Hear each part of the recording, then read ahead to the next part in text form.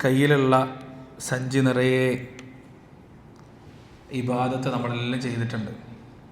റമദാൻ മാസത്തിൽ ഒരുപാട് നിസ്കരിച്ചു, ഒരുപാട് ഖുർആൻ ഓതി, ഒരുപാട് ദുആ ചെയ്തു. അതിൽ പല ദുആകളിലും നമ്മുടെ കണ്ണുകൾ നിറഞ്ഞു.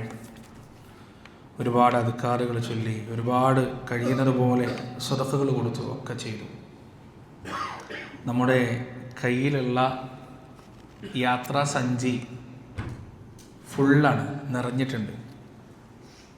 ഇന്നത്തെ ഖുതുബയിൽ നിങ്ങളോട് എനിക്ക് സംസാരിക്കാനുള്ളത്, ആ നിറച്ചു വച്ചിരിക്കുന്ന പാതയത്തിൻ്റെ സഞ്ചിയുടെ താഴെ നമ്മൾ പോലും അറിയാതെ തുളയിടാൻ സാധ്യതയുള്ള ഒരു സ്വഭാവത്തെക്കുറിച്ചാണ്. അങ്ങനെ തുളയിട്ട് കഴിഞ്ഞാൽ നമ്മുടെ യാത്രയിൽ നമ്മൾ കുറച്ച് ദൂരം പിന്നിടുമ്പോഴേക്ക് നമ്മൾ ആ സഞ്ചിയിൽ നിറച്ച എല്ലാ കാര്യങ്ങളും നമുക്ക് നഷ്ടപ്പെടും. ഒന്നും നമ്മുടെ കയ്യിൽ ബാക്കിയുണ്ടാവില്ല. സഹോദരങ്ങളെ, അത് മറ്റൊന്നുമല്ല, റിയാ ആണ്, ലോകമാന്യതയാണ്. അള്ളാഹുവിൻ്റെ തൃപ്തിയും പ്രീതിയുമല്ലാത്ത മറ്റൊരു ലക്ഷ്യം നമ്മുടെ കർമ്മത്തിനുണ്ടാവുക എന്നതാണ്. മഹാനായ റസൂൽ കരീം സല്ലല്ലാഹു അലൈഹി വസല്ലമ പറഞ്ഞൊരു ഹദീസ്, ഇന്ന അഖ്വഫ മാ അഖാഫ അലൈക്കും, ഞാൻ നിങ്ങളിൽ ഏറ്റവും കൂടുതൽ ഭയപ്പെടുന്നൊരു വിഷയം എന്താണ്? അശ്ശിർക്കുൽ അസ്ഗർ, ചെറിയ ശിർക്കാണ്. ശിർക്ക്, ചെറിയ ശിർക്കുണ്ട്, വലിയ ശിർക്കുണ്ട്. ചെറിയ ശിർക്കാണ്. ഖാലു, സഹാബത്ത് ചോദിച്ചു, വമശ്ശിർക്കുൽ അസ്ഗർ യാ റസൂലല്ലാഹ്, പ്രവാചകൻ എന്താണ് ചെറിയ ശിർക്ക് എന്ന് പറഞ്ഞാൽ? അത് ഞങ്ങൾ പഠിപ്പിക്കപ്പെട്ടിട്ടില്ലല്ലോ. റസൂലുള്ളാഹി സ്വല്ലല്ലാഹു അലൈഹി വസല്ലം പറഞ്ഞു, അർരിയാ, അത് റിയാ ആണ്, ലോകമാന്യതയാണ്. നിന്റെ കർമ്മങ്ങൾ കൊണ്ട്, നിന്റെ ഇബാദത്തുകൾ കൊണ്ട് അള്ളാഹുവിൻ്റെ തൃപ്തിയല്ലാതെ മറ്റെന്തെങ്കിലും നീ ഉദ്ദേശിച്ചാൽ, അള്ളാഹുവിൻ്റെ തവാബല്ലാതെ മറ്റെന്തെങ്കിലും നീ ഉദ്ദേശിച്ചാൽ ആ കർമ്മം റിയായിലാണ് പെടുക എന്ന് റസൂലുള്ളാഹി സ്വല്ലല്ലാഹു അലൈഹി വസല്ലം. നമ്മൾ മനസ്സിലാക്കേണ്ടത്, അള്ളാഹു ധന്യനാണ്. ഞാനും നിങ്ങളൊരു 10 സുജൂദ് ചെയ്തെന്ന് വിചാരിച്ചാൽ അള്ളാഹിൻ്റെ രാജാധികാരത്തിൽ ഒന്നും കൂടാൻ പോകുന്നില്ല.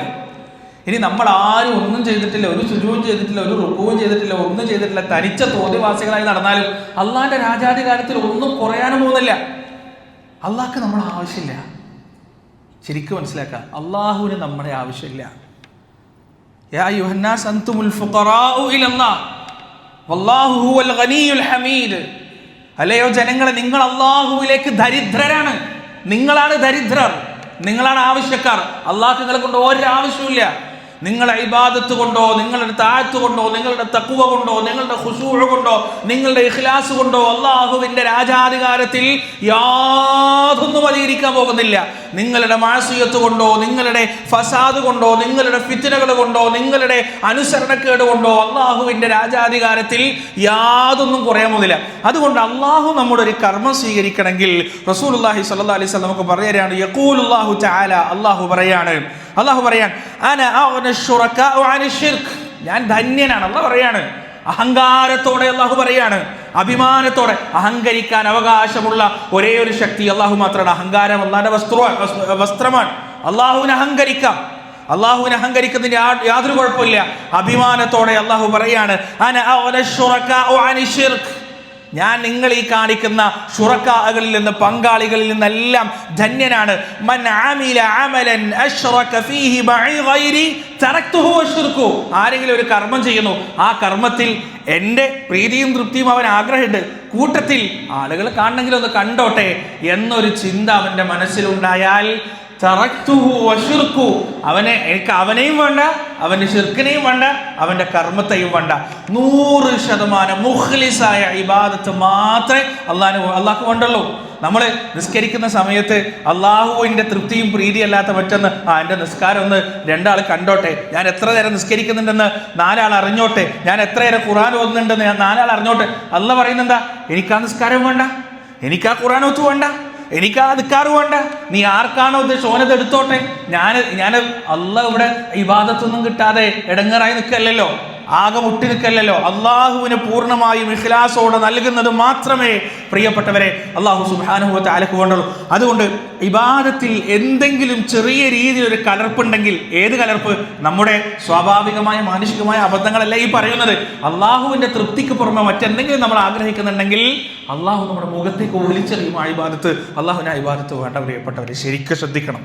ശരിക്കും ശ്രദ്ധിക്കണം. അതുപോലെ റസൂലുള്ളാഹി സ്വല്ലല്ലാഹു അലൈഹി വസല്ലം പറയാണ്, യുനാദി മുനാദി യൗമിൽ ഖിയാമ, ഒരു വിളിച്ചു പറയുന്നവൻ ഖിയാമത്ത് നാളിൽ ഉറക്കെ ഉറക്കെ വിളിച്ചു പറയുന്നതാണ്, മൻ കാന അശ്റക ഫീ അമലിൻ അമലഹു അല്ലാഹു അഹദ അമലഹു ലില്ലാഹി അഹദ ഫല്യത്ലുബുഹു സവാബുഹു മിൻ ഇൻദി ഗൈരില്ലാ. ആരെങ്കിലും ഒരു കർമ്മം ചെയ്തു, ആ കർമ്മത്തിൽ അവന്റെ ഉദ്ദേശം അള്ളാഹുവിന്റെ തൃപ്തിയുടെ കൂടെ, അള്ളാഹുവിന്റെ പ്രീതിയുടെ കൂടെ വേറെ ആരുടെയെങ്കിലും ഒരു അപ്രിസിയേഷൻ, അഭിനന്ദനം, ആശീർവാദം, എന്തെങ്കിലും ഒരു മതിപ്പ് അയാളുടെ മനസ്സിലുണ്ടെങ്കിൽ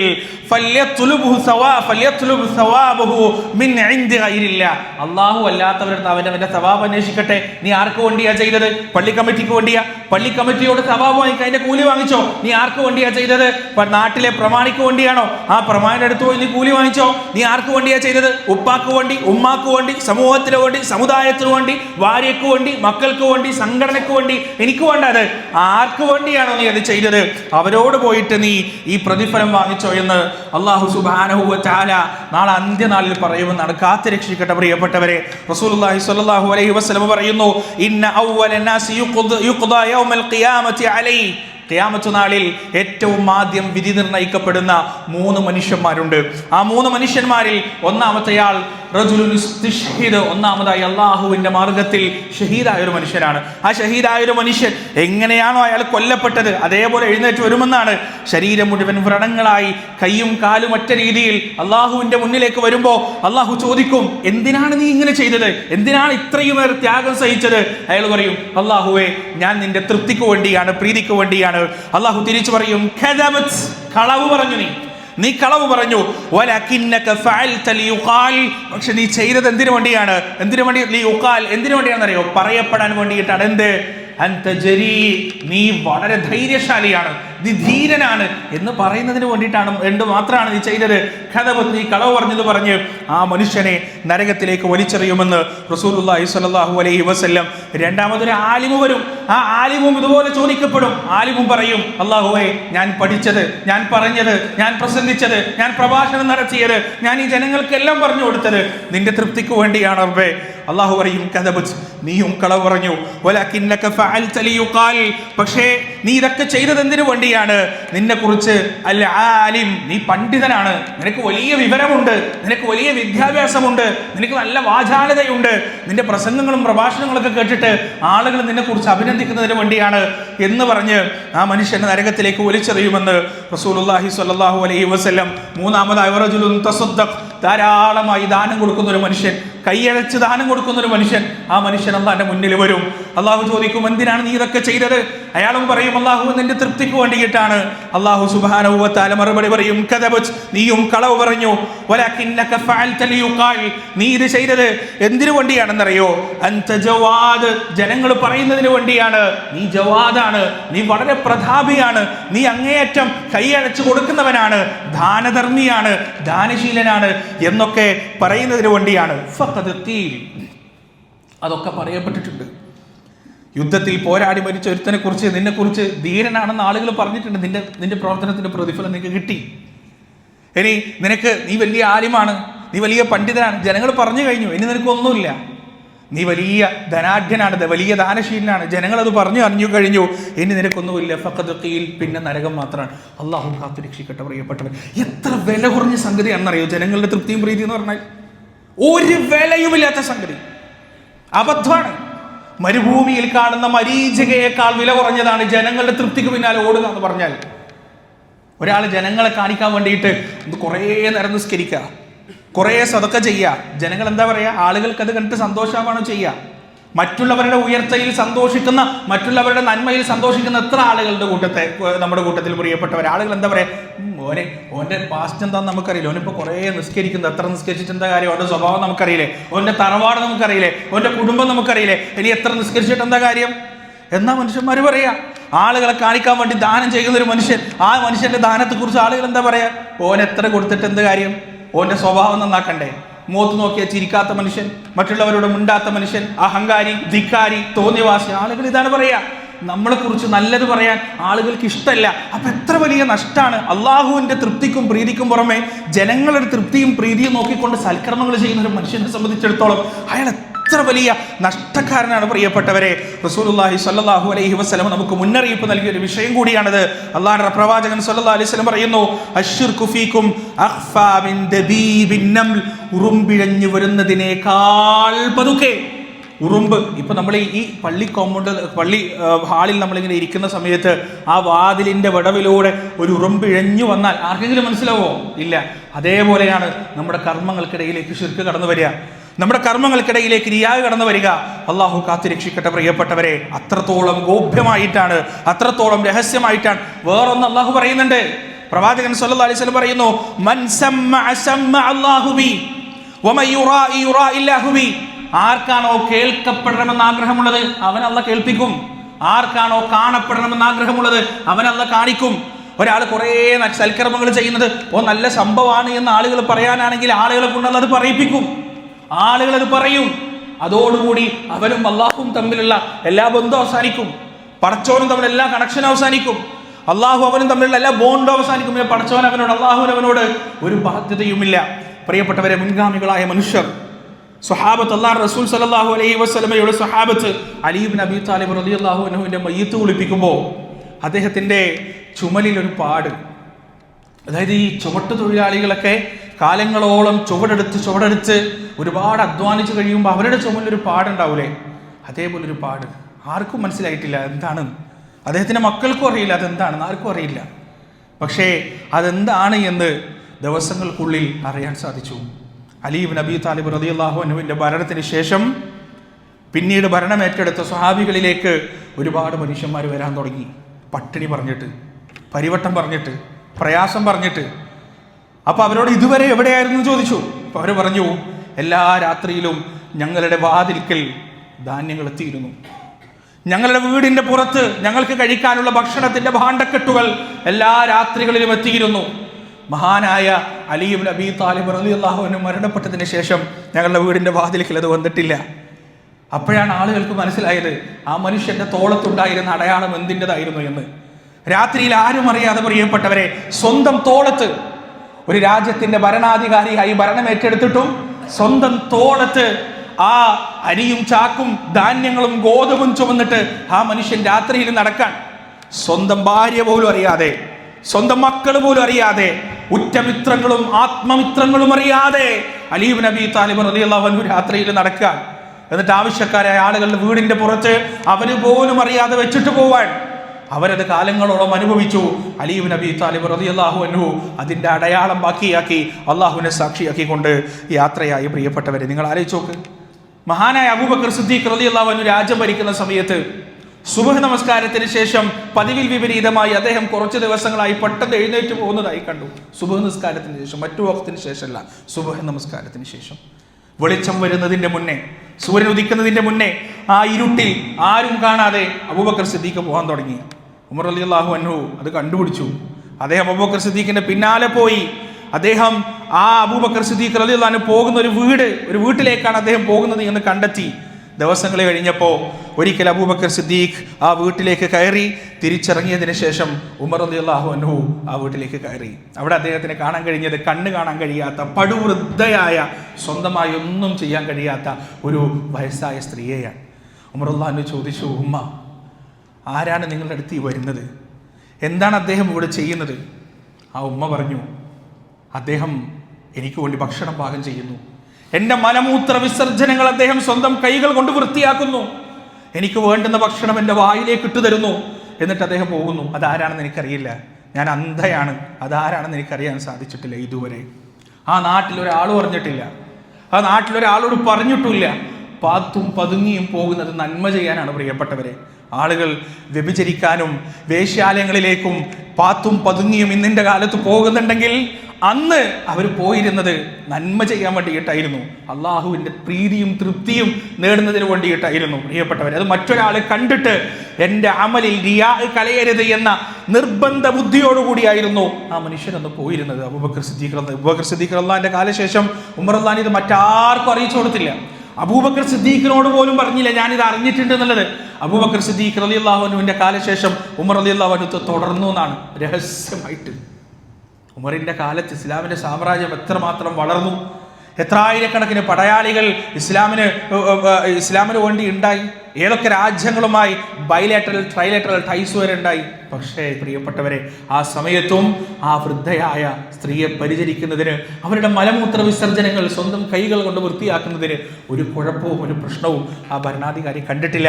അത് മറ്റുള്ളവരോട് പറയാനൊട്ട് നമ്മുടെ നാട്ടിലെ ഭരണാധികാരികളൊക്കെ എന്തെങ്കിലും ചെറുതൊന്ന് ചെയ്താൽ അതിനെ PR വർക്ക് ചെയ്ത് അതിങ്ങനെ പെരുപ്പിച്ച് കാണിച്ച് ആളുകളെ മുഴുവൻ അറിയിച്ച് അതവർക്ക് ആവശ്യമാണ് അടുത്ത ഭരണം കിട്ടുന്നതിന് വേണ്ടി. പക്ഷേ സ്വന്തം നന്മകൾ മറ്റുള്ളവരിൽ നിന്ന് പരമാവധി മറച്ചു വെക്കാൻ വേണ്ടിയിട്ടാണ് പ്രിയപ്പെട്ടവരെ ഈ സ്വഹാബത്ത് മുഴുവനും ശ്രമിച്ചത്. മഹാനായ അബൂ ഇബ്നു മസ്ഊദ് റളിയല്ലാഹു അൻഹു കൈ ഉയർത്തിയാ കരയും. അള്ളാഹിന്റെ മുന്നിൽ കൈ ഉയർത്തിയാ കരയും. പക്ഷെ ആരെങ്കിലും ഒരാൾ നോക്കുന്നുണ്ടെന്ന് അറിഞ്ഞു കഴിഞ്ഞാൽ അദ്ദേഹം മുഖം തിരിച്ചു കളയും. അദ്ദേഹം അവിടുന്ന് എഴുന്നേറ്റ് പോയി കളയും. മുൻഗാമികളായ പല പണ്ഡിതന്മാരും അവരിരുന്ന് അള്ളാഹുവിൻ്റെ മുന്നിൽ കരയുന്ന സമയത്ത് ആരെങ്കിലും അടുത്ത് വന്നിരിക്കെ അല്ലെങ്കിൽ ആരെങ്കിലും അത് ശ്രദ്ധിക്കുക ചെയ്താൽ അവർ ജലദോഷം പിടിച്ചതുപോലെ അഭിനയിക്കും. അവർ ജലദോഷം പിടിച്ചതുപോലെ, മൂക്കടപ്പുള്ളതുപോലെ, അല്ലെങ്കിൽ വേറെ എന്തെങ്കിലും അസുഖം വന്നതുപോലെ. കാരണം അത്രയും ഞാനും എൻ്റെ റബ്ബും തമ്മിലുള്ള ഈ രഹസ്യമായ ബന്ധം മറ്റൊരാൾ അറിയരുത് എന്ന നിർബന്ധ ബുദ്ധി അവരുടെ മനസ്സിലുണ്ടായിരുന്നു. പലരും പരിശുദ്ധ ഖുർആൻ പാരായണം ചെയ്യുമ്പോൾ ആളുകൾ വരുമ്പോൾ ആ ഖുർആൻ അങ്ങോട്ട് മറച്ചു വെക്കും, അവർ ഒളിപ്പിച്ചു വെക്കും. അവർ എന്താ കാരണം? ഞാൻ ഖുർആൻ ഓതുന്നത് മറ്റുള്ളവരറിയണ്ട, ഞാൻ ഖുർആൻ പാരായണം ചെയ്യുന്നത് മറ്റുള്ളവരറിയണ്ട. അബ്ദുല്ലാഹ് ഇബ്നു ഉമർ റളിയല്ലാഹു അൻഹു ഒക്കെ അദ്ദേഹത്തിന്റെ മരണശേഷമാണ് പട്ടിണിയായ ഒരുപാട് പാവങ്ങളിലൂടെ ആ നാട്ടിലെ ആളുകൾ അറിയുന്നത് അദ്ദേഹം വർഷങ്ങളായി ഈ മനുഷ്യർക്ക് സേവനം ചെയ്തുകൊണ്ടിരിക്കുകയാണ്, വർഷങ്ങളായി ഈ മനുഷ്യർക്ക് അന്നം മുട്ടിക്കൊണ്ടിരിക്കുകയാണ്. നോക്കൂ നിങ്ങൾ പ്രിയപ്പെട്ടവരെ, രഹസ്യമായി മറ്റാരും അറിയാതെ, ഒരാളുടെയും അഭിനന്ദനത്തിന് കാത്തു നിൽക്കാതെ, വളരെ രഹസ്യമായി അല്ലാഹു സുബ്ഹാനഹു വ തആലയ്ക്ക് വേണ്ടി അവർ കർമ്മങ്ങൾ ചെയ്തു, അവർ അമലുകൾ ചെയ്തു. നമ്മുടെ അമലുകളിലേക്ക് നമ്മളൊന്ന് നോക്കുക, നമ്മുടെ കർമ്മങ്ങളിലേക്ക് നമ്മളൊന്ന് നോക്കുക. നമുക്ക് അങ്ങനെ പറയാൻ എത്ര കർമ്മങ്ങൾ നമ്മുടെ കയ്യിൽ ബാക്കിയുണ്ട്, എത്ര ഇബാദത്തുകൾ പ്രിയപ്പെട്ടവരെ നമ്മുടെ കയ്യിൽ അങ്ങനെ പറയാൻ മാത്രം ബാക്കിയുണ്ട്. അതിനുവേണ്ടി നമ്മൾ പരിശ്രമിക്കണം പ്രിയപ്പെട്ടവർ. ഇന്നത്തെ ഖുതുബയിൽ നിങ്ങളോട് പറയാനുള്ളത്, റിയാഇനെ ശ്രദ്ധിക്കാൻ അള്ളാഹുവുമായി നമ്മുടെ സ്വന്തം ഭാര്യ പോലും അറിയാത്ത, നമ്മുടെ മക്കൾ പോലും അറിയാത്ത, നമ്മുടെ ആത്മമിത്രങ്ങൾ പോലും അറിയാത്ത രഹസ്യമായ കർമ്മങ്ങൾ നമ്മൾ ഉണ്ടാക്കി വെക്കണം. ആരോടും പറയരുത്, ആരോടും ഷെയർ ചെയ്യരുത്, രഹസ്യമായിട്ട്. അതെത്ര ചെറുതാവട്ടെ, എത്ര ചെറുതായിക്കോട്ടെ, അള്ളാഹുവിന് അതെന്തൊരു ഇഷ്ടമാണെന്നറിയോ? കാരണം ആ കാര്യം വെച്ച് നിങ്ങൾ അള്ളാഹുവിൻ്റെ മുന്നിൽ ഒരാവശ്യം പറഞ്ഞാൽ റബ്ബ് സുബ്ഹാനഹു വ തആല അത് നടത്തിത്തരും. ഒരു സംശയം വേണ്ട കാര്യത്തിൽ. 3 മനുഷ്യന്മാരെ ഒരു ഗുഹാമുഖത്ത് പാറ വന്നടഞ്ഞിട്ട് 3 മനുഷ്യന്മാരെ അള്ളാഹു രക്ഷിച്ചത് ഇത്തരത്തിലുള്ള 3 കർമ്മങ്ങളിലൂടെയാണ്. ജീവിതത്തിൽ എന്ത് കുടുക്കിൽപ്പെട്ടാലും ഇതുപോലെ 1, 2, 3, 4, 5 രഹസ്യമായ ഇബാദത്തുകൾ നിങ്ങളുടെ കയ്യിലുണ്ടെങ്കിൽ അത് ഏറ്റവും വലിയ ആയുധമാണ്.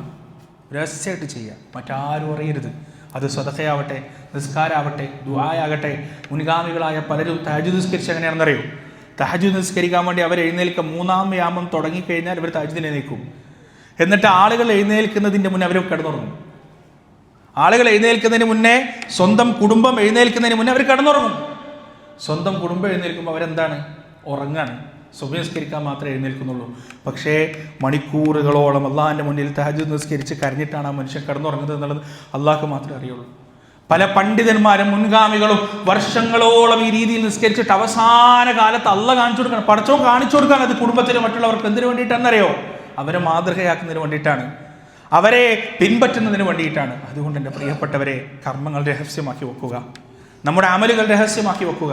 അള്ളാഹുവുമായുള്ള ആ രഹസ്യ ബന്ധം നാം കാത്തു സൂക്ഷിക്കുക. 1, 2 ഇന്ന് തന്നെ നിങ്ങൾ തുടങ്ങണം. 1, 2 കർമ്മങ്ങൾ അള്ളാഹു മാത്രം അറിയുന്നത് നമ്മുടെ ജീവിതത്തിൽ ഉണ്ടാവണം. പ്രഭു സുബ്ഹാനഹു വ തആല അതിന് നമുക്ക് തൗഫീഖ് നൽകട്ടെ.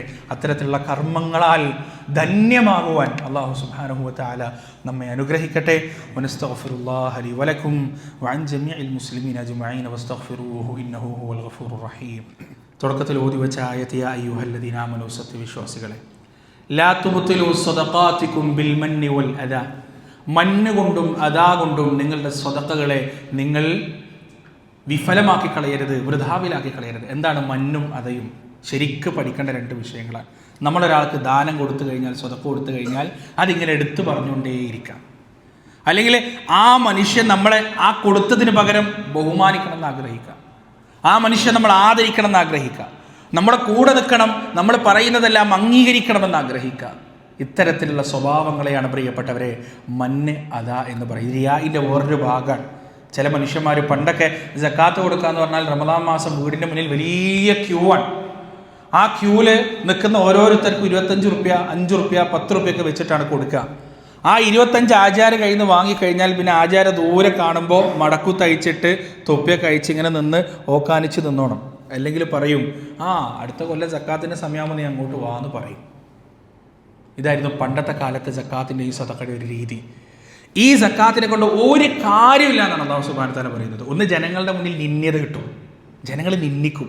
പുറത്ത് കാണുമ്പോൾ അടുത്ത കൊല്ലം 25 റുപ്യ കിട്ടേണ്ടല്ലേ എന്ന് വിചാരിച്ച് മാടിക്കുത്തൊക്കെ അയച്ചു വെക്കുമെങ്കിലും ഉള്ളിൻ്റെ ഉള്ളിൽ എന്തൊരൽപ്പൻ എന്ന് മനുഷ്യന്മാർ പറയും. അള്ളാഹുവിൻ്റെ മുന്നിൽ പ്രിയപ്പെട്ടവരെ ഒരു മൃഗത്തിൻ്റെ വില പോലും ഉണ്ടാവില്ല അള്ളാഹുവിൻ്റെ മുന്നിൽ. അതാണ് അള്ളാഹു പറയുന്നത്, നിങ്ങളുടെ നന്മകളെ എടുത്തു പറഞ്ഞുകൊണ്ടും മറ്റുള്ളവരെ ഉപദ്രവിച്ചുകൊണ്ടും നിങ്ങൾ ഇല്ലാതെയാക്കി കളയരുത്. ഏതവരെ പോലെ ഒരുത്തൻ ധനം ഇങ്ങനെ ചെലവഴിക്കാണ്, അവന് ജനങ്ങളെ കാണാൻ വേണ്ടിയിട്ടാണ് അവൻ കൊടുക്കുന്നത്. അവൻ അള്ളാഹുവിലോ പരലോകത്തിലോ യാതൊരു വിശ്വാസവും ഇല്ല. فمثله كمثل صفوان عليه تراب فأصابه وابل فتركه صلدا. എത്ര വലിയ ഉദാഹരണമാണെന്നറിയോ? ഒരു പുനിസമുള്ള പാറക്കെട്ടിൻ്റെ മുകളിൽ കുറച്ച് മണ്ണുണ്ടായി കഴിഞ്ഞാൽ ഒരു മന്ദമാരുതനൊന്ന് തലോടിക്കഴിഞ്ഞാൽ ആ മണ്ണ് പോകുന്നത് പോലെ അവൻ ചെയ്ത സകല കർമ്മങ്ങളും അവൻ്റെ റൂഹ് പിരിയുന്നതിൻ്റെ മുന്നേ അവൻ്റെ അക്കൗണ്ടിൽ നിന്ന് അപ്രത്യക്ഷമാകുമെന്നാണ് അല്ലാഹു സുബ്ഹാനഹു വ തആല. ഒരു കാര്യം ഉണ്ടാവില്ല, പരലോകത്തൊന്നും കാണാനും ഉണ്ടാവില്ല. പക്ഷെ അവനിങ്ങനെ വിചാരിക്കും, ഞാൻ എത്ര നല്ല അല്ലദീന ضل سعيهم في الحياة الدنيا وهم يحسبون انهم يحسنون صنعا. അവരിങ്ങനെ വിചാരിക്കാണ്, ഞാൻ എത്ര നല്ല കർമ്മങ്ങളാണ്, എത്ര പുണ്യാണ് ചെയ്തത്. പക്ഷെ അതെല്ലാം അല്ലാഹു സുബ്ഹാനഹു വ തആല വൃഥാവിലാക്കി കളയും, കാറ്റിൽ പറത്തി കളയുമെന്നാണ് പരിശുദ്ധ ഖുർആൻ നമുക്ക് പറഞ്ഞിരുന്നത്. പ്രിയപ്പെട്ടവരെ, ഈ റിയായിൽ നിന്ന് രക്ഷപ്പെടാൻ 2 വഴികളാണ് നമ്മുടെ മുന്നിലുള്ളത്. ഒരുപക്ഷെ നിങ്ങളിൽ ഈ ഒരു സംസാരം കേട്ട് ചിലർക്കെങ്കിലും റബ്ബേ റിയായിൽ നിന്ന് രക്ഷപ്പെടണമല്ലോ എന്ന് തോന്നലുണ്ടാവും. അവരോടാണ് ഇനി സംസാരിക്കാനുള്ളത്, അവരോടാണ് ഇനി പറയാനുള്ളത്. 2 വഴികൾ. ഒന്ന്, നിങ്ങളുടെ കർമ്മങ്ങൾ പരമാവധി രഹസ്യാക്കുക. 2, ഈ ഒരു ദുആ നിങ്ങൾ ചൊല്ലുക. റസൂലുള്ളാഹി സ്വല്ലല്ലാഹു അലൈഹി വസല്ലമ റിയായിൽ നിന്ന് രക്ഷപ്പെടാൻ വേണ്ടി നമുക്ക് പഠിപ്പിച്ചു തന്ന പ്രാർത്ഥനയാണ് അല്ലാഹുമ്മ ഇന്നി അഊദു ബിക അൻ ഉശ്രിക ബിക വ അന അഅലം വഅസ്തഗ്ഫിറുക ലിമാ ലാ അഅലം. അല്ലാഹുവേ, ഞാൻ അറിഞ്ഞുകൊണ്ട് നിന്നിൽ പങ്കു ചേർക്കുന്നതിൽ നിന്ന് ഞാൻ നിന്നോട് കാവലിനെ തേടുന്നു റബ്ബേ. അറിയാതെ എൻ്റെ ഭാഗത്തുനിന്ന് വന്നു പോകുന്നതിനെ ഞാൻ നിന്നോട് പൊറുക്കലിനെ തേടുകയും ചെയ്യുന്നു റബ്ബേ. റസൂലുള്ളാഹി സ്വല്ലല്ലാഹു അലൈഹി വസല്ലമ ദബീബുൻ നംൽ എന്ന് പറയുന്ന ആ ഒരു ഷിർക്കിനെ കുറിച്ച്, റിയാഇനെ കുറിച്ച് സംസാരിച്ചപ്പോൾ അതിൽ നിന്ന് രക്ഷ തേടാൻ ഈ പ്രാർത്ഥന നിങ്ങൾ പഠിക്കണം എന്ന് റസൂലുള്ളാഹി സ്വല്ലല്ലാഹു അലൈഹി വസല്ലം ചൊല്ലണമെന്ന് റസൂലുള്ളാഹി സ്വല്ലല്ലാഹു അലൈഹി വസല്ലം പഠിപ്പിച്ചു തന്നിട്ടുണ്ട്. ഏകദേശം ഒരു 50-60 ഇതുപോലുള്ളൊരു കോപ്പി പുറത്ത് നിങ്ങൾക്ക് കിട്ടും. എല്ലാവർക്കും ഉള്ളത് ചിലപ്പോൾ ഉണ്ടാവില്ല, ഒരു 50-60 കോപ്പി ഉണ്ടാവും. ഇതിൻ്റെ അറബിക് ടെക്സ്റ്റ് കുറച്ച് ചെറുതായി പോയിട്ടുണ്ട്, അത് പിന്നെ ടൈപ്പ് ചെയ്തപ്പോൾ ചെറുതായി പോയതാണ്, എങ്കിലും വായിക്കാനൊക്കെ പറ്റും. പിന്നെ ഇന്നിൻ്റെ കാലത്ത് ഇങ്ങനെ ഒരു സ്ലിപ്പിൻ്റെ ആവശ്യമില്ല. ഇത് എൻ്റെ സ്വാർത്ഥത കൊണ്ട് ഞാൻ ചെയ്തതാണ്, എനിക്ക് കൂലി കിട്ടാൻ വേണ്ടിയിട്ട് ഞാൻ ചെയ്തതാണ്. അപ്പോൾ ഇതെടുക്കുന്നവരൊരു അമാനത്തുണ്ട്, ഇത് നിങ്ങൾ ജീവിതത്തിൽ പതിവാക്കണം. ജീവിതത്തിൽ പതിവാക്കാൻ പറ്റുന്നില്ല എന്നുള്ള ആളുകൾ എടുക്കണ്ട, അത് പറ്റുന്ന ആളുകൾക്ക് ഞാൻ കൊണ്ടുപോയി കൊടുത്തോളാം, നിർബന്ധമൊന്നുമില്ല. നിങ്ങൾക്ക് വേണമെങ്കിൽ, നിങ്ങൾക്ക് നന്മോട്ടണമെന്നുണ്ടെങ്കിൽ, നിങ്ങൾക്ക് റിയായിൽ നിന്ന് രക്ഷപ്പെടുന്നുണ്ടെങ്കിൽ ഈ ഒരു പ്രാർത്ഥന ഞാൻ പഠിക്കുകയും എൻ്റെ ജീവിതത്തിൽ പ്രാവർത്തികമാക്കുകയും ചെയ്യുമെന്ന് ഉറപ്പുള്ളവർ പുറത്ത് ഒരു കുട്ടീൻ്റെ കയ്യിൽ ഞാൻ ഏൽപ്പിച്ചിട്ടുണ്ട്. ആവശ്യമുള്ളവർക്ക് വാങ്ങിക്കാം. അതല്ലാത്തവർക്ക് നെറ്റിൽ തപ്പിയാലും അല്ലെങ്കിൽ ചോദിച്ചാൽ ഇൻഷാ അല്ലാഹ് അറിവുള്ളവരോട് ചോദിച്ചാൽ ആ പ്രാർത്ഥന പറഞ്ഞുതരും. നിങ്ങളത് പഠിക്കുക, ജീവിതത്തിൽ പകർത്തുക. പ്രിയപ്പെട്ടവർ, ഞാൻ പറഞ്ഞല്ലോ, വലിയ വാണ്ടക്കെട്ടിൽ നന്മയുമായിട്ട് പോകുമ്പോൾ അതിൻ്റെ അടിയിലൊരു കത്തി കൊണ്ട് വരയിടുന്നതിന് സമാനമാണ് റിയാ എന്ന് പറയുന്നത്. ഒന്നും മരിക്കുന്ന സമയത്ത് ബാക്കിയുണ്ടാവില്ല, ഒന്നും ബാക്കിയാവില്ല. വലിയ ദുരന്തമാണ് നമ്മുടെ അമലിൻ്റെ വിഷയത്തിൽ, പരലോകത്തിൻ്റെ വിഷയത്തിൽ ഈ റിയാ കൊണ്ട് സംഭവിക്കുക. അല്ലാഹു സുബ്ഹാനഹു വ തആല റിയാ എന്ന മഹാവിപത്തിൽ നിന്ന് നമ്മെ ഏവരെയും കാത്തുരക്ഷിക്കുമാറാകട്ടെ.